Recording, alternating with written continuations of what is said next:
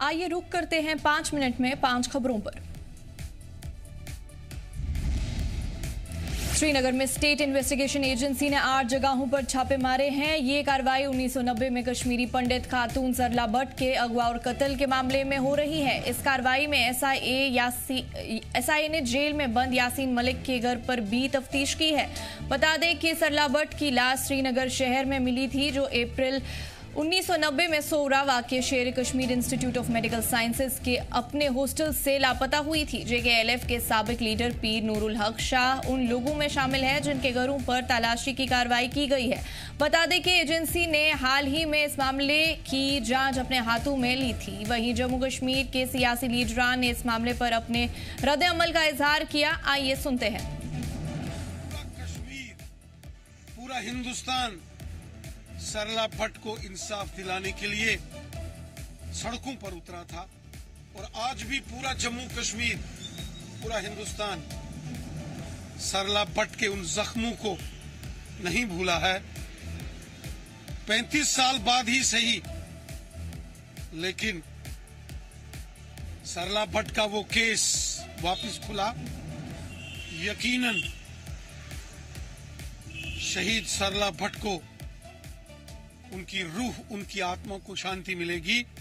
35 साल बाद ही सही, लेकिन उम्मीद जगी है कि सरला भट्ट के कातिलों को, सरला भट्ट के कत्ल में साजिश करने वालों को 35 साल बाद यकीनन उन्हें सजा मिलेगी। जो गुनाह, जो जघन्य अपराध, जो पाप उन्होंने किए। देखिए, आप जानते हैं कि जो 35 सालों में जिन घरों के चिराग बुझाए गए थ्रू मिलिटेंसी, उनको एलजी एडमिनिस्ट्रेशन ने 35 सालों के बाद इंसाफ दिया और आज इंसाफ की लहर चल रही है और ये इंसाफ थ्रू एडमिनिस्ट्रेशन चल रहा है। अगर किसी के साथ आज से 50 साल भी या 35 साल पहले भी गलत हुआ है, उसका इंसाफ मुझे लगता है, जहां तक अगर सरकार ने, कानून ने उसको फिर से दोबारा उस फाइल को खोला है तो वो सही है। देखिए, जहां इनजस्टिस है वहां तो सरकार हमेशा साथ साथ रहती है, लेकिन यही है कि जहां जहां गलत हुआ है उनको इंसाफ मिलना ज़रूरी है। श्रीनगर पुलिस ने जकुरा थाना इलाके में खराब और सड़ा हुआ गोश्त सप्लाई करने वाले एक गैंग का पर्दाफाश किया है। मालूमात के मुताबिक सोरा इलाके के अब्दुल हमीद कुच्छे, जो सनशाइन फूड्स के ऑपरेटर है, और उनके साथी आरिफ अहमद शाह, जो कि बागात बरजुल्ला के रहने वाले हैं, इस गंदी और घिनौनी साजिश के मास्टरमाइंड बताए जा रहे हैं। पुलिस और फूड सेफ्टी डिपार्टमेंट की एक ज्वाइंट रेड में श्रीनगर के कई इलाकों में छापा मार कर बहुत ज्यादा मिकदार में सड़ा गला गोश्त बरामद किया गया, जिसे मौकाए वाकया पर ही तबाह कर दिया गया। सबसे बड़ी कार्रवाई पारमपोरा के एक कोल्ड स्टोरेज में हुई, जहां बड़ी तादाद में खराब गोश्त मिला, जिसके बाद स्टोरेज यूनिट को सील कर दिया गया है। पुलिस ने मुकदमा दर्ज कर लिया है और कहा गया कि ये गोश्त श्रीनगर के मुख्तलिफ होटल्स और रेस्टोरेंट्स में सप्लाई किया जा रहा था, जो सीधे तौर पर लोगों की सेहत के लिए बड़ा खतरा बन सकता था। जम्मू के पहाड़ी इलाकों में लगातार मूसलाधार बारिश जारी है। इस बारिश के चलते जम्मू तवी समेत दीगर नदी नाले उफान पर है। इंतजामिया ने लोगों से अपील की है कि वो नदियों के किनारे न जाए और एहतियात बरतें। महकमा मौसमियात ने 12 और 13 अगस्त के लिए अलर्ट जारी करते हुए कहा है कि लोग वेदर एडवाइजरी पर सख्ती से अमल करें। खासकर पहाड़ी इलाकों में सफर सिर्फ तभी करें जब बहुत जरूरी हो, क्योंकि लैंडस्लाइड और बादल फटने का खतरा बना हुआ है। पहाड़ों पे लगातार हो रही मूसलाधार बारिश से जम्मू संभाग की तमाम नदियां जो हैं वो उफान पर हैं।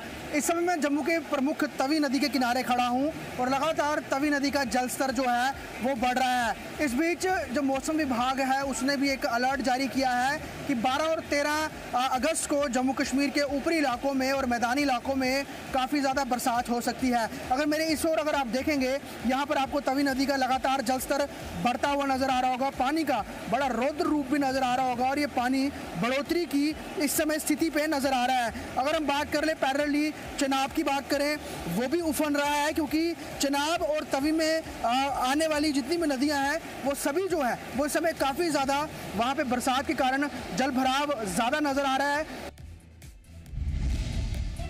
श्रीनगर में आज एक नायाब नजारा देखने को मिला जब जम्मू कश्मीर के एलजी मनोज सिन्हा और वजीर आला उमर अब्दुल्ला ने मिलकर एक बड़ी तिरंगा रैली की क़ियादत की। इस रैली में हजारों लोग शरीक हुए। सड़कों पर तिरंगे के रंगों की बहार छाई रही।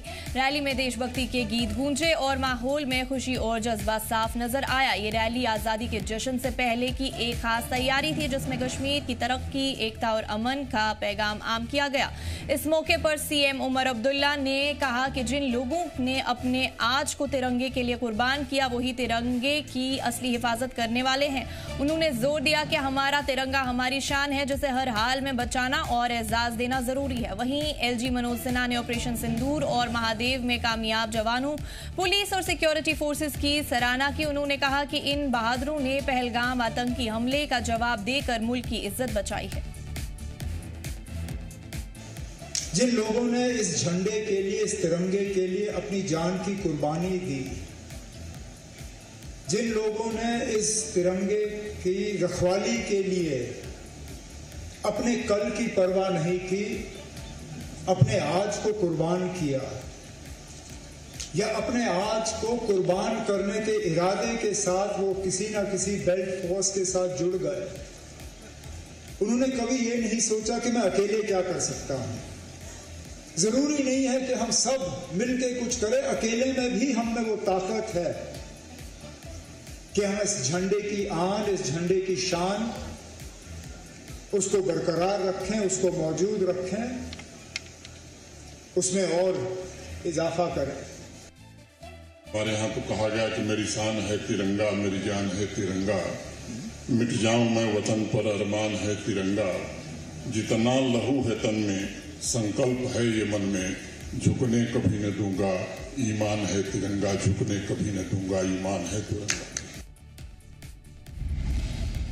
बड़गाम के इसरार शरीफ में 1995 के बाद पहली बार जश्न आज़ादी में तिरंगा रैली का एहतमाम किया गया। नौजवान और बीजेपी स्टेट सेक्रेटरी उमर जान ने इस मेगा रैली का इनेकाद किया जिसमें सैकड़ों बाइकर्स ने हिस्सा लिया। पूरे शहर में हर घर तिरंगा, घर घर तिरंगा के नारे गूंजे।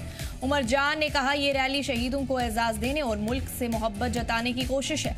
उन्होंने कहा अब तिरंगा सिर्फ बाहर नहीं दिलों में भी फहराना है। भारतीय जनता पार्टी हमेशा नेशन फर्स्ट के आधार पर काम करती है और हमेशा हमारे ऑनरेबल प्राइम मिनिस्टर ने देश को इकट्ठा और तरक्याती के लिए आगे बढ़ाने में काम की है। और आज हम इस तिरंगा रैली से यही पैगाम देना चाहते हैं पूरे देश को, चाहे कोई स्टेट में रह रहा है, चाहे कहीं ज़िले से कोई रह रहा है, चाहे कोई गांव से रह रहा है, कि हम एक है, हम हिंदुस्तानी हैं। और आज हम उन शहीदों को याद कर रहे हैं जिन्होंने इस देश के लिए बलिदान दिया है। हम उनके कर्जदार हैं। हमें मिलजुल के इस देश को आगे बढ़ाना है, तरक्की की ओर बढ़ाना है, अमन के ओर बढ़ाना है। और मेरा यही पैगाम रहेगा सभी युवाओं को, इस बार हर घर तिरंगा नहीं बल्कि अपने दिल पर भी हम तिरंगा लहराएंगे।